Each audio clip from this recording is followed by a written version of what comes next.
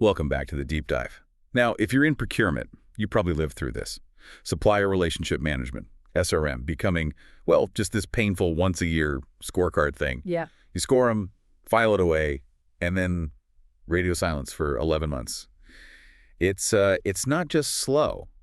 It actually damages your supply chain. It absolutely does. We really need to, flip the script on that. A good SRM isn't some report card you fill out. It's more like the operating system for procurement. An operating system. I like that. Yeah, it runs constantly, giving you signals about risk, about performance, about where the real value is.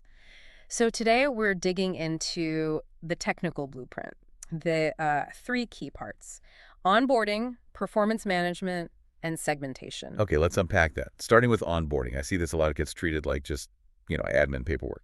Standard forms, check the boxes. Right. But if you get the data wrong there, those little errors just multiply down the line, don't they? Messing up payments, audits, everything. Exactly. Spot on. Onboarding is where you build your foundational data architecture. It's not just about ticking boxes. Procurement has got to demand specific, verified data. Like what specifically? Beyond the basics. Well, proper legal and tax IDs, think DUNS numbers, making sure you're paying the right company. Verified banking details, absolutely critical to stop payment failures or even fraud. And specific named contacts, not just, info@supplier.com. Okay, that makes sense for just sort of basic operational hygiene.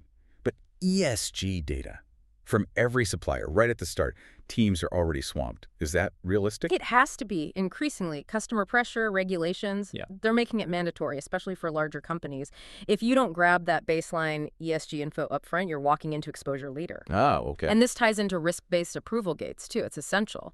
Your low-risk guys, maybe fast-track them after a quick sanctions check, but strategic suppliers, high-risk categories. Need more scrutiny. Definitely. Enhanced due diligence, financial checks, maybe even facility audits. And what's the easiest way to trip up on compliance here? The thing everyone forgets. Oh, expiry dates. Hands down. Critical certifications, ISO, industry-specific ones, we see them lapse all the time. Nobody notices until there's an audit, or worse, an incident. So bake renewal reminders right into the system. Yes. A self-service portal, automated reminders. It's a pretty simple fix for a really common systemic blind spot. Okay. Shifting gears to performance management. Why is that annual review model so, as you put it, flawed?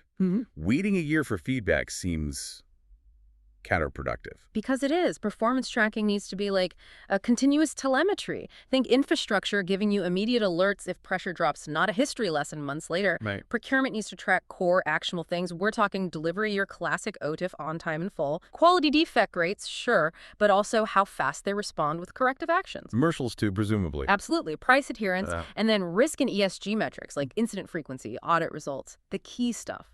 And the strategy part is weighting these, right? Depending on the supplier or category. Precisely. If you've got a just-in-time setup, OTIF is king. Reliability trumps almost everything else, so you weight it higher. What's the critical action item here for teams? Give suppliers dashboard access, the same dashboard you're looking at. So no more arguing about whose numbers are right. Exactly. You skip that whole debate and get straight to, okay, how do we improve this? Structure those improvements like focus sprints, maybe quarterly. Okay, so that continuous performance data naturally leads into segmentation then. It feeds right in.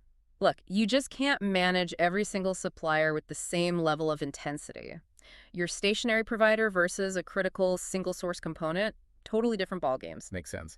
So you need a framework to allocate your, frankly, scarce resources. And the classic way is using 2 dimensions: impact, think spend, criticality, and risk scarcity, potential disruption. So run us through that 2x2 matrix. What does it mean for day-to-day management? Okay, 4 main buckets. Your strategic suppliers, high impact, high risk. These need intensive management, monthly or quarterly reviews, joint business planning, real partnership stuff. Right. Then bottleneck. Low spend, maybe, but high risk of disruption if they fail. Here, the focus is all risk mitigation. Buffer stock, finding alternates. What about the lower end? Routine. Low spend, low risk. Office supplies, maybe. The goal here is automation, efficiency, maybe supplier consolidation, check in maybe twice a year max.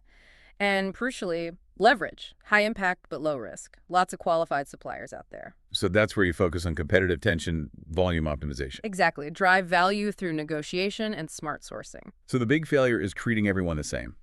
managing the pen supplier with the same effort as the critical engine component manufacturer. That's the trap. Undifferentiated treatment. Segmentation forces discipline. It makes sure your team's energy goes where it actually creates the most value or mitigates the most significant risk. Makes perfect sense. Yeah, and the whole cycle, robust onboarding, setting those baseline metrics, doing those quarterly improvement sprints, reviewing outcomes, updating risk, it all relies on consistency. If you're not consistent, the whole system just falls apart over time. Right. So thinking about that common failure state you mentioned, KPI bloat, tracking dozens of metrics but not really moving the needle. Here's a final thought for you listening.